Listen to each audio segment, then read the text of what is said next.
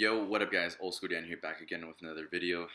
Here we are again to talk about rebuilding the silver physique, building back a stronger, more aesthetic physique using modern science. Now, this is day 3 of the program. Remember, phase 1 is strength. We're going through a full body workout 3 days a week, whether it be Monday, Wednesday, Friday, Tuesday, Thursday, Saturday, whatever it is that you'd like. But personally, I would do Monday, Wednesday, Friday. So you know how it is. Let's get into the next slide. All right, so here we go. Warm up is always first. Core is always first. We talked about why. Then we got our primers. We got our lunges, glute bridges, fire height, and standing kickbacks. Then we got our prone covers and then our pushes before our upper body workout. Never ever stretch before a workout. Static stretching does not help you warm up. It is only to be used post workout, guys. That is an old, super duper old school lifting fitness myth that stretching before a workout is exactly how you should do it. There's lots of science out there that disproves it. It will hurt you more than it would help you. Trust me. Done it. I was in so I took a badminton class. It was one of my classes to complete my kinesiology degree, and some people were stretching. She was like, the first rule of kinesiology is you never stretch a cold muscle. So if you've been working out for like an hour or two, then it's okay to stretch the muscle because it's warm, but you never ever stretch a cold muscle. Keep that in mind, all right? So because all those old school like fitness myths need to die out just because they're 100% useless. They do more worse than they do more damage. Exactly what I'm trying to say. They do more damage than help you out. All right? So let's dive right into the workout. Windshield wipers are first. You're doing 3 sets of 6. So it would be, in this case, this one would be 1, 1, 2, 2, side to side. Each side you go one time. So it'd be like 1, 1, 2, 2, 3, 3, all the way to 6.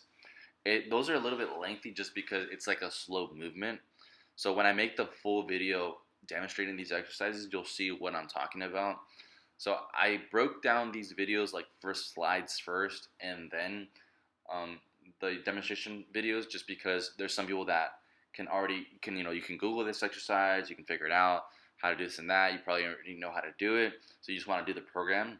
So that's more for like people who want to just, these videos are more for the people who are like want to jump right into the program. But if you need a little more guidance, I'm going to be making more video demonstrations of this entire program coming soon. So that'll be coming out, maybe in the next few weeks, just for the people who don't know what I'm talking about or referring to. Plus, it would be valuable to everyone, to get a little more like technique tips and so on. All right, so windshield wipers. If you notice that on all 3 days, we have abs, we have one for lower abs, we have one for upper abs, now we have one for obliques, windshield wipers. It's a great stability, it's a good core stability exercise for your obliques. And it works each side unilaterally, and that is going to give you ultimately your core more stability because, like I said, unilateral exercises like lunges, these windshield wipers, one arm curls, let's see, a one arm bench press. All those exercises work each side unilaterally, thus increasing the stability. Because when you do something one arm, like for example, if you did a one arm standing press, your bodies might be shaking a little bit because of you might be lacking stability in your core, shoulder stability. So then you see some chinks in your armor, and then it's good to address those because it helps improve your PRs. Like I said, if you're ever plateauing on your deadlifts or squats, it could be an issue of stability because according to the biomechanics and physiology, your body will physically not let you lift a certain weight because it just doesn't feel stable enough yet. So unilateral exercises are huge, and I tried to implement maybe 1 or 2 in this program just to help with that stability, but there wasn't a ton I could add just because it isn't that type of program. Now, a whole unilateral program is exactly what I'm doing right now, to work more on my stability, to give each side that detail work in case, to correct the symmetry. Moving forward, we got walking lunges, 3 sets of 16 steps. It's right leg first, left leg second, and that's 2 steps right there. So it's 1, 2, 3, 4, all the way to 16. Like I said, unilateral exercises for whether it be upper body or lower body, it's good to help you push past plateaus. All right, we got standing calf raise, 3 sets of 8. Now, like I said, on Monday you can also add calves if you'd like, but right now we're focused on building lots of density, lots of thickness, a lot of mass onto our upper body, onto our big muscle groups. We really want to focus on progressively overloading those a ton. And moving forward, we have incline dumbbell press, for the upper chest. As you notice, I have 2 exercises for your upper chest in this program: 1 incline barbell, 1 incline dumbbell, and then we have 1 just regular for the overall mass of your chest, your bench press. Now, when we have more incline work, it's going to give you that square type of look. All right, this is exactly what we want. All the bodybuilders of the silver era will have that really square type of look, and that's what we're chasing. Now, even for women, a lot of incline work is a natural boob lift. So I always program a lot of incline work for my women because it gives them that natural boob lift, and for guys, it just gives you that nice, really square look and makes you just look more wide. Close grip, pull down, pull up, 3 sets of 6. Now this is just variation for Monday. So on Monday we're doing more of it's more like a wider grip, pull down, pull up, and on Friday it's a close grip, pull down, pull up. Now this isn't underhand; it's still overhand. It's just you're getting a closer variation. You got to work some different muscle groups, get a different range of motion, get a different type of pump, and it's still a great exercise to overload. It's not the same as the other one, so we still have some variety in there, right? After that, face pulls. We don't want to neglect those rear delts. That's one thing I see a lot of people lack is rear delts, is that they don't have those round 3D shoulders, and that's because they don't work rear delts. It's not an inherently weak muscle group, the rear delts, and it almost seems to be, but it's because lots of people don't know how to properly train it, so therefore it never really builds the strength that it needs, or that you can be building on it. But when time comes around, when I start making my demonstration videos, you'll get an idea of how to really train your rear delts to get maximum development. All right, so face pulls. I could have done rear delt fly on the bench. I could have done rear delt fly on standing or something like that. But I chose face pulls because I think they're a great exercise because they work the traps a little bit, they work the rear delts. It's a really solid exercise that you can still progressively overload compared to a rear delt fly on a bench. So in a rear delt fly on a bench, you can't really progressively overload a lot, especially if you're doing the exercise properly. It's a really difficult movement to not only just teach but do itself because it's more of a feel. And on top of that, it's a really short range of motion. I'll show you exactly what I'm talking about when I get to the demonstration videos. All right. Now, as you notice, I didn't choose any super classic, old school bodybuilding exercises like dumbbell pullover, neck press. Let's see, what another one? Like flies, like bench flies. Now, those exercises, while some are okay for variety, in a strength program, they're kind of useless because you can't progressively overload them a ton. And the exercises that are the best are the ones that you can progressively overload a ton. Incline dumbbell press, you can overload a ton. Pull-ups, you can overload not infinitely, but not infinitely, but quite a bit. All these you could progressively overload a ton. Like bench fly, you can't do it a lot, just because you're doing it's a shorter range of motion, and it's not comparable to an incline double press. And those you can overload a ton. You can put on 500 pounds on a bench press. You can put in 130 pounds on an incline dumbbell press. But how much can you put on an incline dumbbell fly or like a flat dumbbell fly? You can't do a lot. Pec deck, you can't do a lot either. So those exercises you can't overload a ton. Therefore, not saying they're useless. They do have a place, but just not right now. We'll get to that. We'll get to more of a conversation about that. When we can use them, when we shouldn't. In the next phase or two. So we got 3 phases. We got our first strength 1. Next one would be muscle building hypertrophy. So be on the lookout for that one. That phase we're going to be focusing more on on still building some more muscle, but taking more time to really focus on some of the details. Because we won't be necessarily focusing on strength. We will still be focusing on strength, but a little bit more on the detail. After that, incline double curl, another great Reeves movement. So we got our cable. We have our cable hammer curl. We have our barbell curl, and then we have our incline dumbbell curl. So I still wanted to get something that worked the forearm, which was the first thing, which is the hammer curl, and the trap bar, farmer's walk, and the other farmer's walk with the dumbbell. does work the forearms quite a bit. And even just pull-ups themselves, like pull downs, pull-ups, any type of pull movement does work the forearms quite a bit. So you don't gotta worry about programming any direct forearm work. You'll be getting plenty, trust me. All right, so I still wanted something for, like, the peak of the biceps. That incline dumbbell gets you a really nice peak. It's a different type of contraction. You can't overload it just like the barbell curl, but that's why I have that in there so that we could still build some big biceps, some nice brachialis around that, and some nice peak. All right, so overhead dumbbell extension, a great exercise. So if you notice, we have all three. We have a skull crusher, we have something that's overhead, and we have something that's pressing down and away from you. So we have a press down, something overhead, and something that's in the middle. So that's a great combination of all three to hit all three heads, guys. All three heads.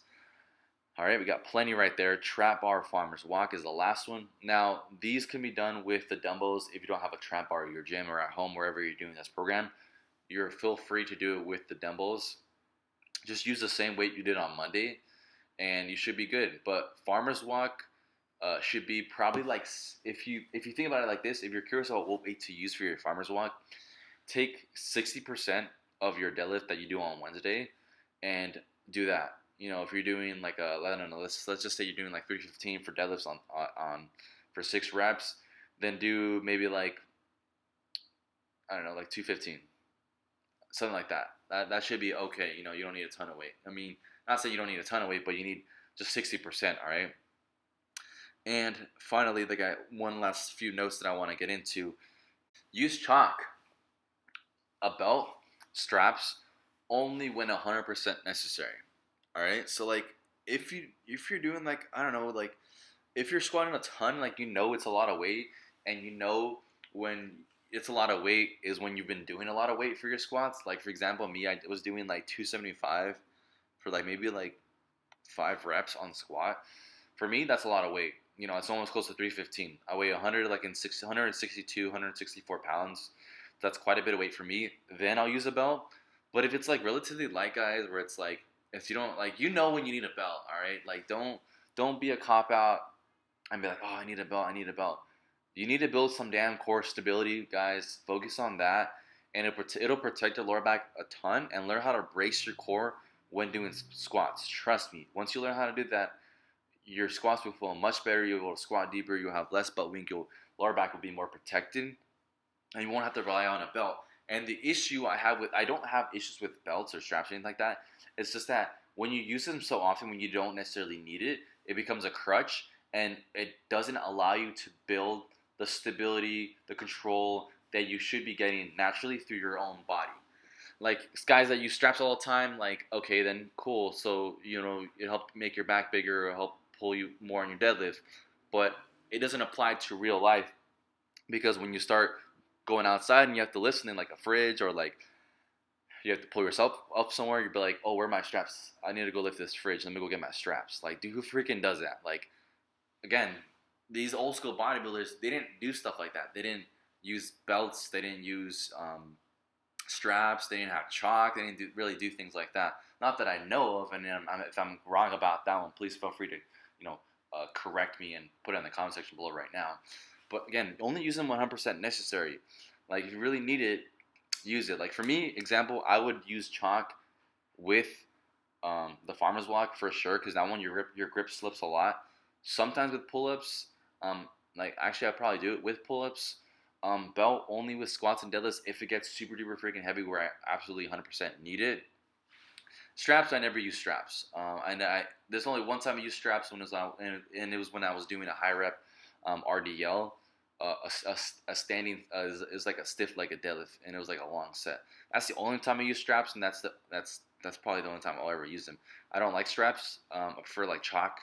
It's more of my thing, because it gives you that real, like, life actual experience and strength that you can use. It's practical to be using in real life.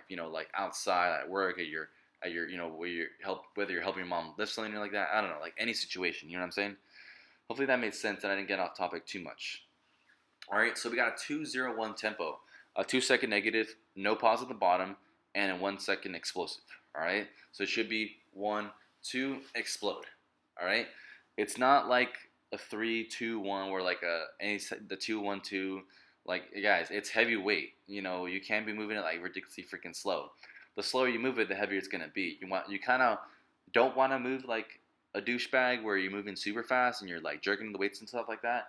But you want to have some relative control and explosiveness, because that explosiveness against gravity is what's gonna make a huge difference um, for your physique. You know, having some control is just like, you know, proper technique. You know, giving yourself the idea that yes, I have control of this weight, but the minute it goes back up, I can explode it, and that makes a huge difference. All right. So if you have tight hips, use abduction bands to warm up your hips. I've had a couple clients, some females, some males. Mostly happens with males because we're not as flexible as females, so we're therefore we may not be as mobile. But if you got tight hips, I highly recommend using those booty bands, whatever that those girls use, right above the knees. Do some abduction walks, some crab walks, whatever. Don't be all like, oh, that's so gay that I have to use bands. Like it's like the old school guys didn't use bands. But guys, we're living in 2021, almost 22. Lots of science come out. If you want to prevent injury, make sure you're properly warmed up. If your hips are tight, use some damn bands. I do it if my hips are really tight, especially for my squats. Um, I use bands sometimes for my deadlifts as well, mostly for my squats because my hips get so tight. I would do that. If you have tight shoulders, chest, or traps, you know, most of the time it's your subscapularis, which is the backside of your, it's on your back, right near your armpit. That gets locked up a lot, and that will lock up your trap, and it'll lock up your chest. And if you want to sometimes unlock that, there's some specific exercises that you will have to do to unlock that. Most of the time, I have like sometimes like tight shoulders or traps, so I do some pull-up parts with the red or yellow band. I do like one set of 50, just for that extra shoulder mobility before a workout. That's if I really need it, especially if I'm going heavy, then yes, I probably have to do it. Dislocations, something that with a band you pull the band apart and you push it in front of you, and then you roll it up behind your head, making it touch your butt, coming right back up over to the front part side of your body. So that's another good exercise. You should Google that. Dislocations, pull aparts for shoulder mobility before your upper body workouts, because sometimes you guys may be tight. I hear it all the time with guys. It's always the hips and it's always the shoulders. Lots of guys. I met a guy in Hawaii that was like, oh, you know, you look like you work out. And I was like, yeah, thanks, man. I compete a little bit.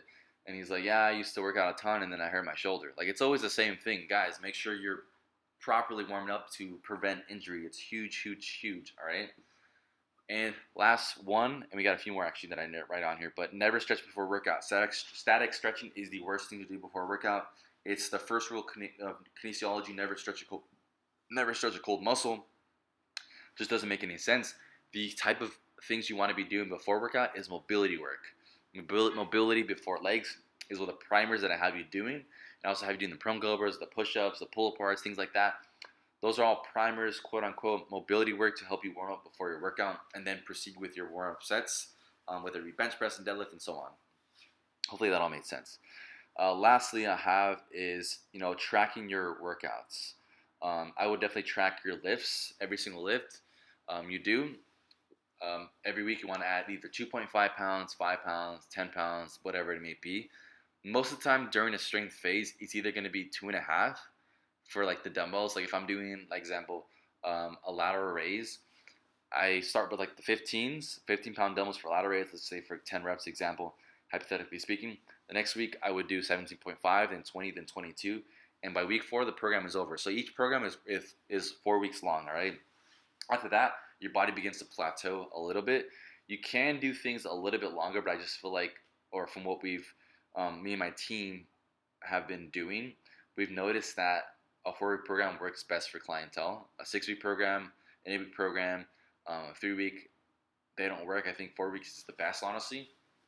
So I highly recommend you track your lifts every single week and make sure you're progressively overloading on those. Guys, if you guys are interested in online coaching, if you want me to build you a custom program based on your goals, your weaknesses, and so on, and I can actually have you on our app, our Be Taught Not Told app, where I can program your workouts, and you could track all your lifts, where all your lifts would be programmed.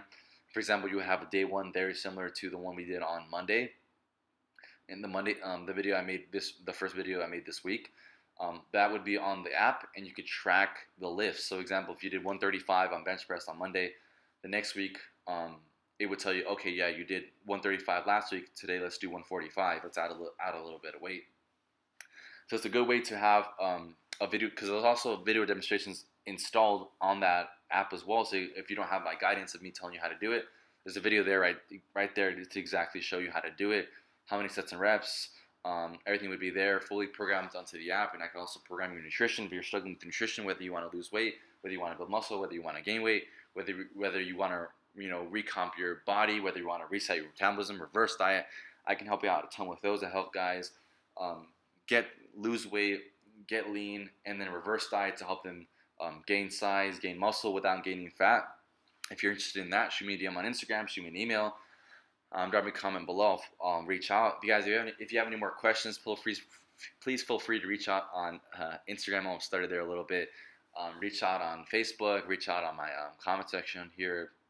I'll try to reply to as much as I can. I get pretty busy with my days. But guys, thank you so much for watching. I really appreciate all the support, all the welcoming back. I have no words for that stuff. I really appreciate it so much. I've been trying my best to kind of get back into it, but I've been looking for something that could be valuable to you guys. I don't want to present anything that is not valuable, something that you guys would need. Yeah, so if you guys, any video ideas, please drop in the comment section below. With that being said, subscribe for more videos like this. Give this video a thumbs up. Thanks for watching. I'm Old School Dan. I'm gone. Peace.